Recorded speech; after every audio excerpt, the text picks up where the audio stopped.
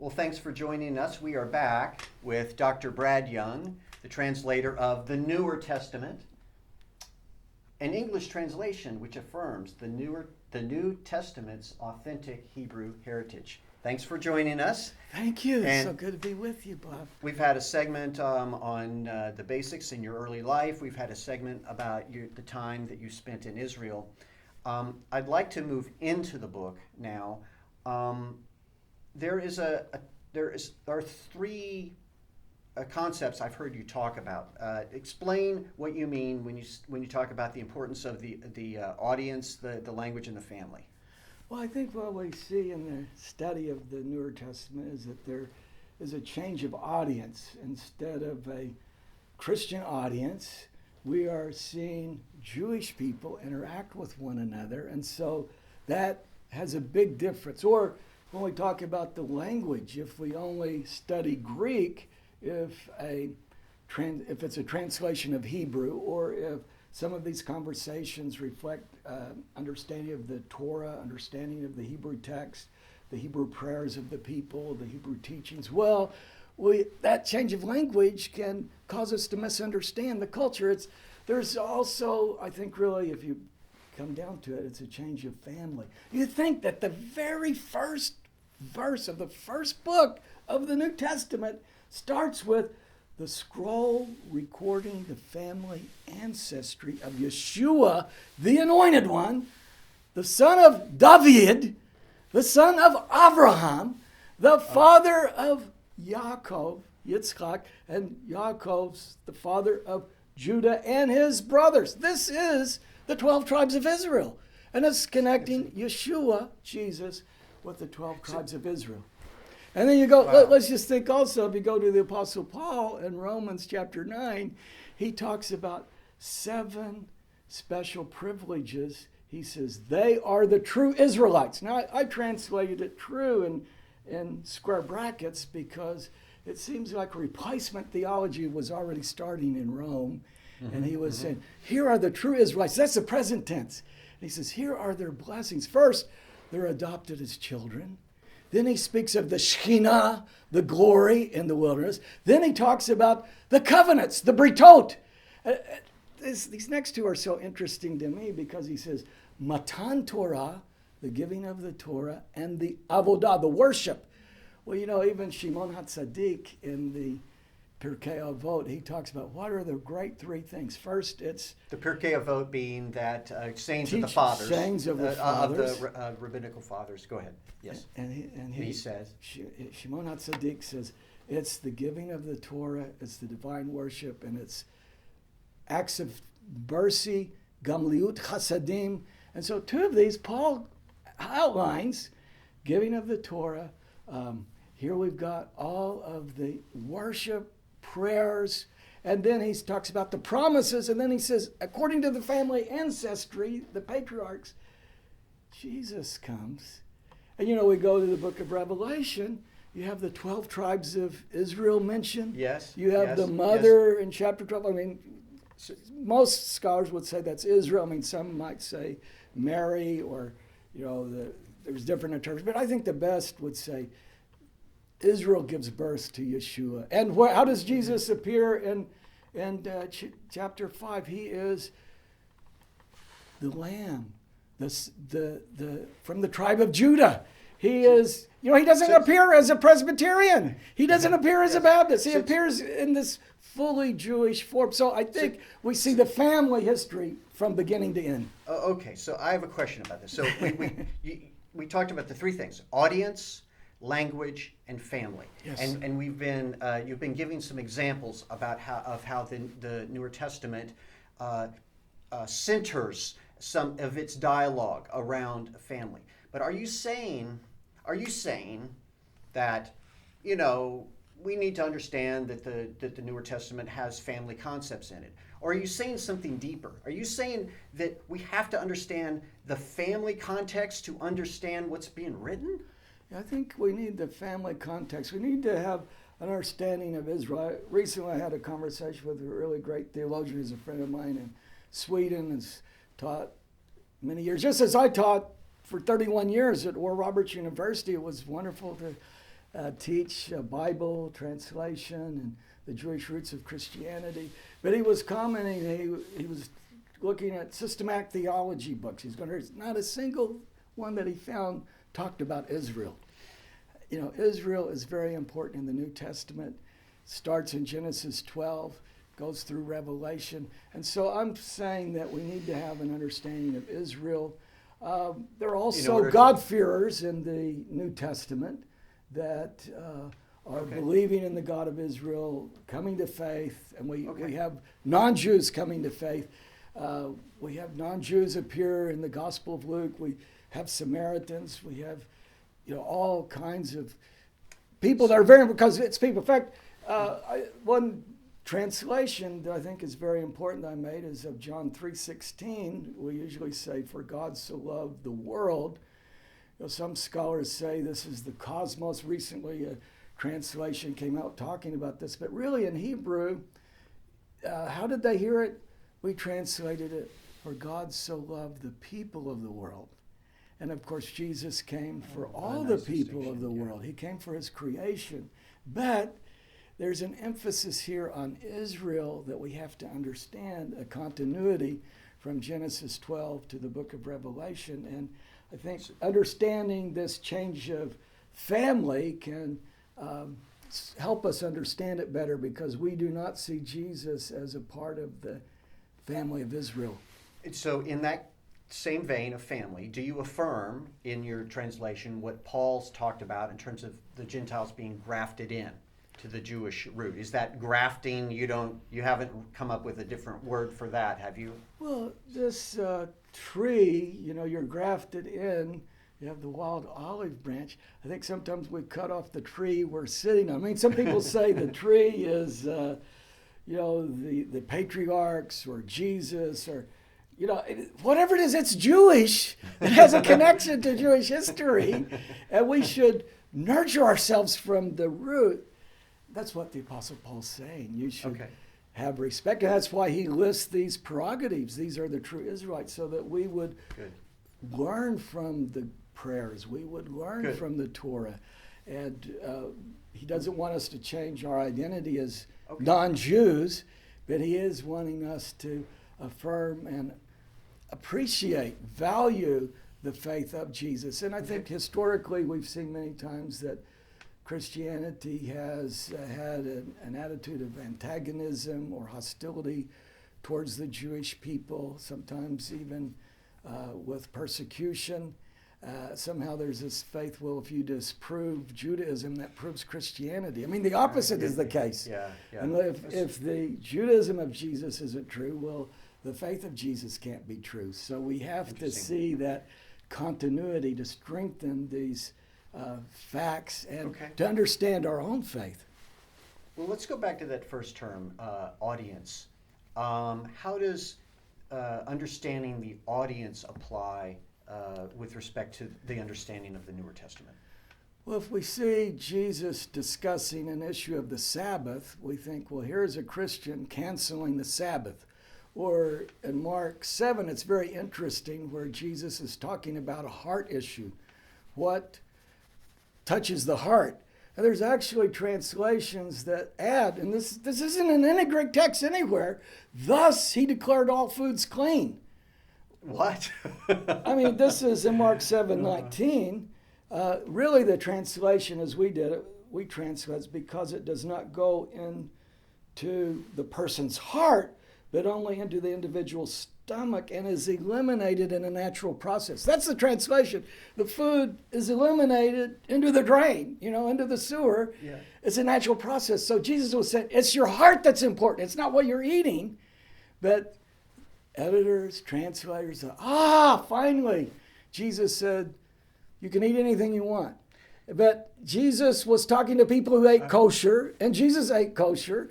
It was about the heart. He wasn't trying to purify all foods. But the translations, the RSV says, thus he declared all foods clean.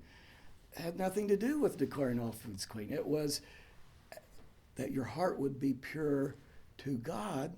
And, you know, we see other parts of the New Testament dealing with some of these other issues.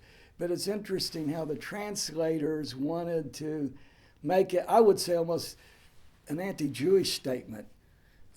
Instead of just translating the active participle there and how it would be understood in the Greek. And there's other translations that have brought this out as well as my translation. So let me see if I'm understanding fully what you're saying about audience. What I'm hearing, what I'm hearing is you're saying it's not just that to understand the New Testament, we need to understand that he was speaking to Jews. It's that we need to understand that he was speaking to Jews and affirming their Jewishness. Is this? Yes, we know the Christ of the church, but we don't know the historical Jesus of the Jewish people. So, we need to reconstruct that. So if he's talking about Shabbat, is this permitted on Shabbat? We think, oh, this is terrible. He's debating Jesus. Well, the question, is this permissible on Shabbat, is asked in hundreds of Jewish texts over and over again. What is permitted, what is not permitted? And Jesus answers the question by going to the halakha, the Jewish law. Well, if your animal, ox, falls in a ditch, you take him out. The Talmud has the same statement. If your ox falls in a ditch, you can the Talmud says, bring pillows to make him comfortable. If he climbs out, he climbs out. In other words, you can do anything to alleviate the suffering of the animal and thus preserve the Sabbath. But, it is a legitimate question. I would also say, I think this is interesting because if you look in the Dead Sea Scrolls, they were super strict on the Sabbath. And they said, if your ox falls in the ditch, you will by no means take him out. So they prohibited this, we see that the Pharisees and many other Jewish people at the time, and Jesus discusses in the audience. But we don't see Jesus talking with a Jewish audience. We see Jesus, the Christian, fighting the Jews who are questioning him. And we don't see that this is a question that Jewish people ask. This is a question that is a part of everything. Now, there are some questions, later in the final week where I would say, and we bring this out, this other group, the Sadducees in particular, are probably asking, more provocative questions like, should you pay taxes to Caesar? But there's other times where we see just questions about Jewish faith and practice, and Jesus is interacting with people. They're silent. Way to understand that is that they agreed with Jesus. If Jewish people are quiet, they say, okay, I think that's right. But if they're quiet, if they're asking more questions, they say, maybe you can clarify this a little bit more for us. Maybe we don't understand. But you ask questions to understand. You don't ask questions to arrest somebody. Now, there is that context later in the final week, and we see the political issues, really, that, when you talk about paying taxes, this was a part of the Zealot movement. So here we do see that element, but sometimes people take a later context, they project it back so that we never see this original audience, Jesus and Jewish people discussing each other. It's kind of like being in a Jewish chat room where you're discussing things in the first century, and we have to put it in a church setting. And so this change of audience makes a big difference. I think it impacts your parable reading, it impacts the Sermon on the Mount. It's amazing. Martin Luther said the Sermon on the Mount was to show you your need for God because you're a terrible sinner. Nobody can keep the Sermon on the Mount. And I would say that is so wrong because Jesus taught the Sermon on the Mount as a plan of action, a plan of redemption. That when you turn the other cheek, when you go the second mile, when you love your enemies, you're bringing the kingdom, the force of God's love in this world. It was a plan that his followers should try to implement. It wasn't something about, well, now you're a terrible sinner, but it was a plan of action. So again, I think here we're taking it out. Luther, great leader, had so many great things. We don't agree with everything, of course, that he was teaching, but he was taking it in Christian theology in a different audience, whereas if we place it in the first century audience, the Hasidim, some of these early teachers, they wanted humility, faith, love, prayer. How do you walk humbly with your God? Okay. So here's the Sermon on the Mount. It brings it all together. Love your neighbor as yourself. Do unto others as you would have them do unto you. This is the law and the prophets. So you hear that in the Jewish context. Well, here's how we fulfill all of the law and the prophets. I can't know all 613 commandments, but I can take this message of the Sermon on the Mount and put it into practice. Sure. What about the language? You said you have to understand the language. Well, obviously it's Greek translated to English. What else is there? I mean, come on. Well, you think of something like the poor in spirit. It's very hard to understand what that would mean, if you just say it in a Greek context. We have it in the Dead Sea Scrolls, the exact phrase. And it seemed to be, these are the followers, those that are dedicated to the community. I like to say it's those that know their need for the Spirit that they're looking at. Or you think about his name shall be called Jesus, for he will save his people from their sins. Well, Jesus in Greek is just a name, and sozo is to save. But if you put that in Hebrew, his name is Yeshua, for he will, Yoshia. See, the root is Yeshua. Jesus' name means salvation. His name means salvation. Or think about Zacchaeus. He said, I'm coming to your house today. Salvation has come to your house. I had a Jewish friend talking about this recently, a Jewish scholar. I asked him, why is he? He goes, well, it's obvious. Jesus' name is salvation, and he came to his house. Well, you might not think about that if you didn't look at it in Hebrew. Of course, scholars might interact and debate, but there are many terms. I think of the word emunah, amanah, maybe in the Mishnah for faith, pistis. Faith is just belief. It's not mind over matter. When we look at emunah in Hebrew and the way that Jesus is talking about, it's unrelenting resolve. It's a strong determination. I think sometimes he even uses it in a term chutzpah or chatzifa or chatzuf panim, we might even say, but it's that persistence. In the parable he talks about the man who has to be persistent at midnight asking for help, and he has anadeia, shamelessness. He is help. It's a way of expressing your faith. Well, the Hebraic context helps us understand the Greek text. The Greek text also helps us understand the Hebrew, but we have to see that change of language, how that can lead us to just see Greek and English. We need to have this intermediate stage that will connect the Greek with the culture, the language of the people of the time, and then we bring it into English. Wait. You just said an intermediate stage. In other words, you don't go from Greek to English directly. You stop in the middle and go to... You examine this Greek text for the linguistic connections to Hebrew. Especially when you're doing with the Gospels. But even when you're... I write in the book, I believe the first 3 Gospels were written originally in Hebrew, the first 15 chapters of Acts, and the book of Revelation.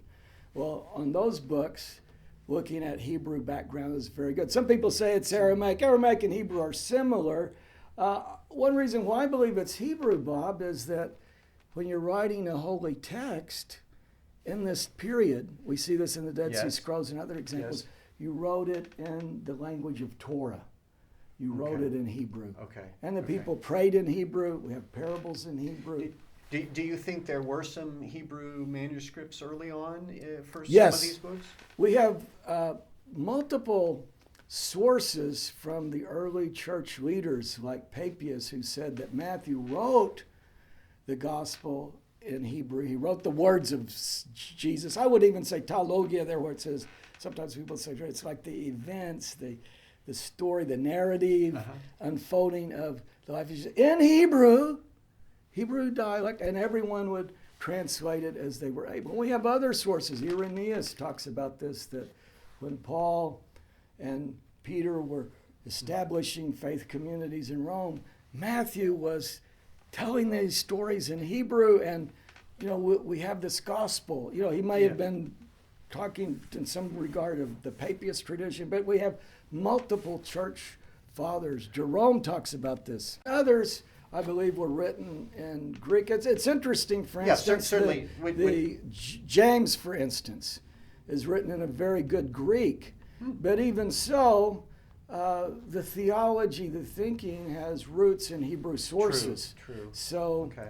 I would say even with James, or the book of Hebrews especially, which is also written in a very fine Hellenistic style, that it talks about the worship in the temple, the tabernacle. It's using Hebrew terms. And so you have to kind of look at these early sources and their connections to Hebrew, even when they're written in Greek.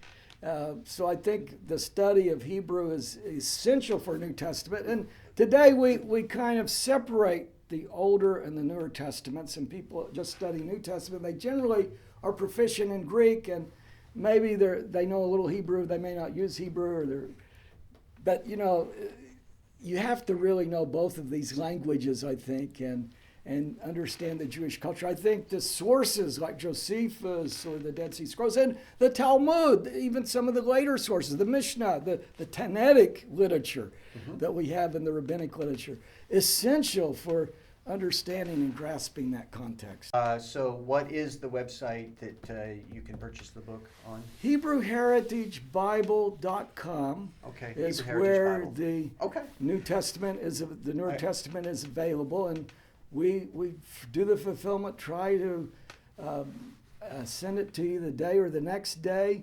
So anytime that you order at HebrewHeritageBible.com, we'll try to rush it to you. The translation has been available since when did it become available? November November of 2020. 2020. This is a soft cover. You plan a hardcover in 2021? Yes, correct? yes. Okay. Well, it's been great having you, but I would like to ask if maybe you could hang around maybe we could do one more segment. I'd like to do a bonus segment, and I want to surprise Dr. Young with a couple passages that I want to ask him some things that I want to know, but I'd like to invite you to stay with me if you want. But if not, be sure and get a copy of the Newer Testament from the HebrewHeritageBible.com. Well, thank you so much for joining us, and we'll come back for a little bonus round. But thank you, Bob. It's such an honor to be with you. Thank you very much. Thank you. So until next time, this is Bob Odell, Dr. Brad Young. So privileged to be with him, and may the Lord bless you and bless you. And if you get one of these, and I really hope you do, get one of these, enjoy the pleasure of reading in a different way and hearing as they heard it. So until next time, this is Bob Odell with Root Source saying Shalom.